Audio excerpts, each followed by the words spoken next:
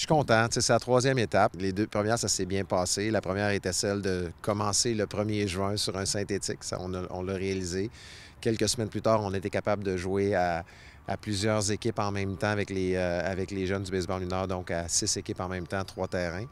Et là, enfin, être capable de voir que tout ça fonctionne, qu'on va pouvoir jouer à l'année longue ici, là, c'est réjouissant, c'est le fun. La toile est accrochée au sol.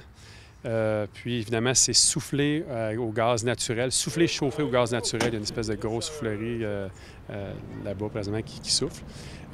Puis il y a 16 câbles qu'on pensait que c'était là pour retenir le dôme, mais finalement non, c'est vraiment juste une question de vent pour pas que ça se déplace gauche-droite. Donc 16 vraiment gros câbles.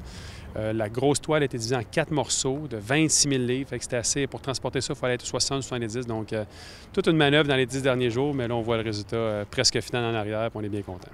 Puis évidemment, lorsqu'on va être à l'intérieur, bien là, ça permet aux jeunes de jouer du baseball dans des vraies installations de baseball, non pas dans des gymnases, qui c'est correct, mais bon, c'est mieux ça.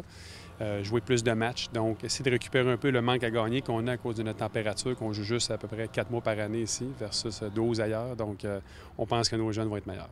On parlait de jeunes, mais le nombre d'adultes qui se sont manifestés, les ligues d'adultes de softball qui veulent jouer aussi, bien tant mieux. Puis de savoir que ça profite tout ça à l'Ultimate Frisbee, au soccer, à tout le monde. C'est juste de rentabiliser cet endroit-là qui est magnifique, qui est bien centralisé, qui va pouvoir être utilisé à l'année longue.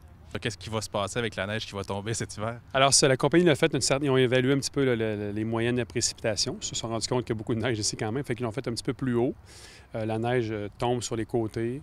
On peut souffler un peu davantage la neige, pas la neige, le dôme en fonction du vent, de la température, des précipitations. On peut chauffer davantage aussi pour que ça coule mieux. Puis, une chose importante, c'est qu'il faut évidemment souffler la neige sur les côtés là, lorsqu'il y aura des précipitations.